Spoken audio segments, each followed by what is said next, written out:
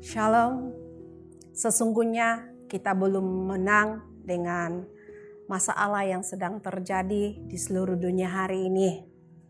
Namun pun demikian, mari kita tetap bersyukur dan menikmati apa yang Tuhan anugerahkan di dalam kehidupan kita. Pada kesempatan yang sangat diberkati ini, saya senang sekali mengundang Anda dan saya untuk membacakan kebenaran firman Tuhan daripada Yesaya 42. Yesaya 42 ayat 1 hingga ayat yang ke-13. Tetapi saya hanya akan membacakannya dari ayat yang ke-10 hingga ayat yang ke-13. Firman Tuhan berkata seperti ini.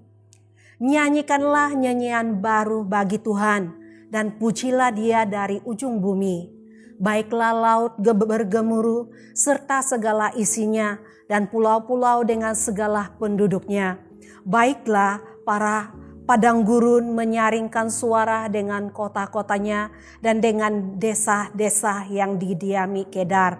Baiklah bersorak-sorai penduduk Bukit Batu. Baiklah mereka berseru-seru dari puncak gunung-gunung. Baiklah mereka memberi penghormatan kepada Tuhan dan memberitakan pujian yang kepadanya di pulau-pulau. Tuhan keluar berperang seperti pahlawan, seperti orang berperang. Ia membangkitkan semangatnya untuk bertempur. Ia bertempik sorak, ia memekik terhadap musuh-musuhnya. Ia membuktikan keperlawanannya.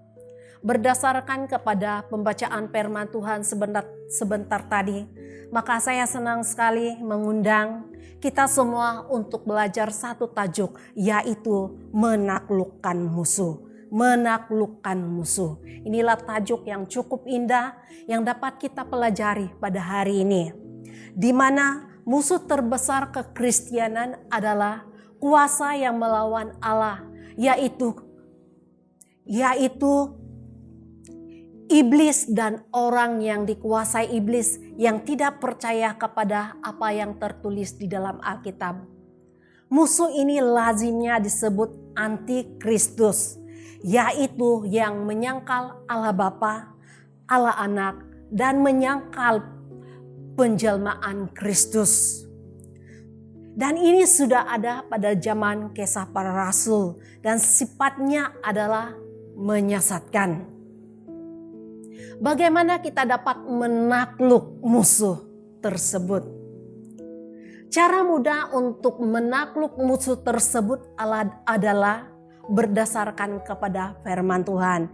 Di dalam pembacaan kita disebutkan sebentar tadi, nyanyikanlah nyanyian baru bagi Tuhan dan pujilah Dia dari ujung bumi. Baiklah laut bergemuruh serta isinya dan pulau-pulau dengan segala penduduknya. Di dalam pembacaan ini ada beberapa istilah yang perlu diperhatikan, yaitu istilah bergemuruh, menyaringkan suara, kedar, bersorak-sorai, berseru-seru dan memberikan penghormatan dan memberitakan pujian. Mengapa? Mengapa menyanyikan pujian itu sangat penting dalam kehidupan seorang yang percaya kepada Tuhan Yesus Kristus. Karena menyanyikan pujian itu adalah memberikan penghormatan kepada Tuhan dan memberitakan puji-pujiannya di pulau-pulau. Jika engkau bukan seorang Kristen, usahakanlah untuk mencari tahu apakah itu lagu-lagu rohani Kristen. Karena setiap lagu tersebut mempunyai nilai di hadapan Tuhan Yesus. Selain daripada itu, simpanlah Alkitab di telepon Anda. Jangan takut bersikap bijaksana dan penuh hikmatlah menjalani kehidupan ini. Ketika jiwamu tertekan, bernyanyilah dengan gembira. Karena hanya lagu yang memberikan penghormatan kepada Tuhan Yesus Kristus saja yang dapat menggembirakan hatimu dan membuat hatimu aman sehingga engkau dapat membuat keputusan-keputusan yang bijak. Kalau tidak percaya, ujilah. Jika benar, saksikanlah. Banyak lagu rohani Kristen Banyak lagu rohani Kristen yang ada di telepon kita. Setiap kali saya menghadapi perkara-perkara yang tidak saya inginkan, atau yang menyebabkan rasa aman di dalam hati saya itu seperti meninggalkan saya selalu bernyanyi spontan seperti ini. Saya selalu menyanyikan lagu-lagu yang bersifat medley seperti ini. Harapanku di dalam-Mu, hanya Kau Yesus kuatku. Dia sanggup, Yesus sanggup. Dia buka jalan saat tiada jalan. Hanya Yesus kuatku, hanya Yesus kuatku, hanya Yesus kuatku dan bahagianku selamanya. Selamanya. Dan ada begitu banyak lagu lagi yang dapat kita nyanyikan. Jika keadaan tidak sesuai dan tidak mengizinkan, bernyanyilah di dalam hatimu. Bernyanyilah dengan penuh sukacita di dalam hatimu. Adalah satu kerugian besar kalau selama kita hidup, kita tidak belajar menyanyi lagu-lagu rohani Kristen. Karena Alkitab berkata bahwa jika kita kembali kepada Tuhan Yesus Kristus, tugas utama kita di alam kekekalan adalah bernyanyi bersama dengan para malaikat dan orang-orang kudus yang sudah kembali kepada Tuhan. Ketika kita mempercayai bahwa Tuhan menakluk musuh kita, maka apa yang dapat Tuhan lakukan untuk kita? Berdasarkan kepada pembacaan kita, Yesaya 42 ayat yang ke-13. Tuhan keluar berperang seperti pahlawan, seperti orang perang. Ia membangkitkan semangatnya untuk bertempur. Ia bertempik sorak, ia memekik terhadap musuh-musuhnya. Ia membuktikan kepahlawanannya.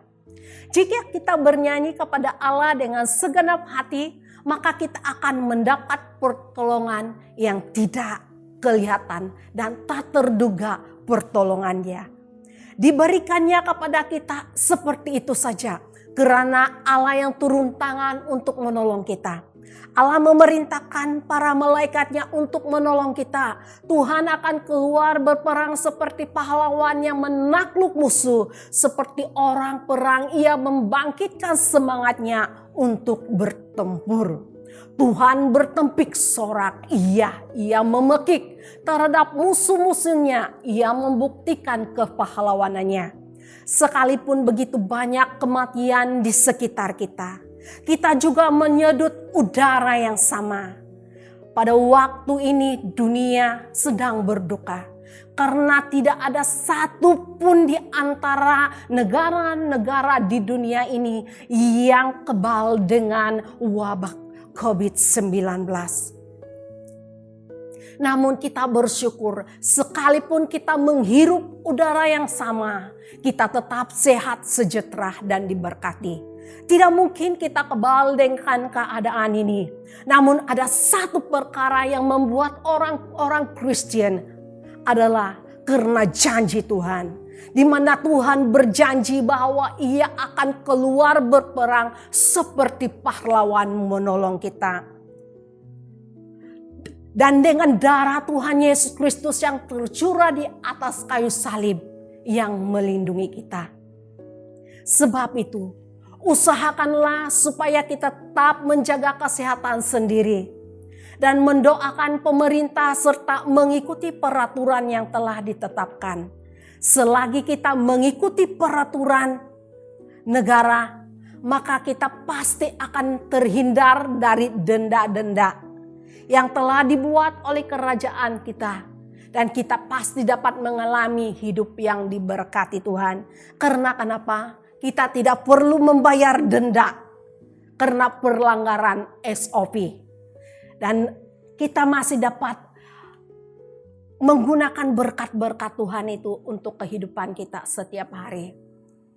Manusia harus kembali kepada Tuhan Yesus dan sentiasa memperbaharui pertobatan sendiri. Karena tidak terkira atau tidak terhitung berapa banyak dosa yang kita lakukan setiap hari. Kita harus memiliki sifat kesadaran dan kesederhanaan. Untuk tetap percaya bahwa Allah lah yang menakluk musuh kita untuk kita. Adalah menjadi tanggung jawab kita untuk tetap berdoa dan mengusahakan kesejahteraan tempat di mana kita tinggal.